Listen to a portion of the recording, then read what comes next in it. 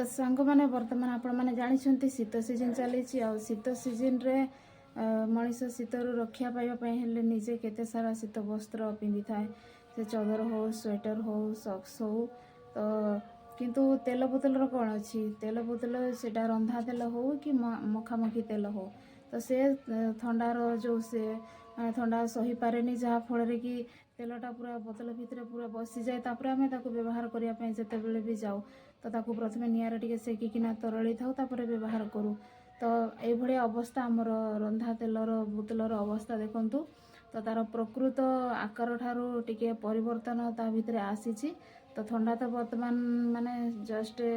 कहवा गले स्टार्ट होती तो आहरी तो ठंडा अच्छी तो आउ किछि दिन गला परे यार परिवर्तन आहरी किपरि हबो किछि कहि हबो नाही।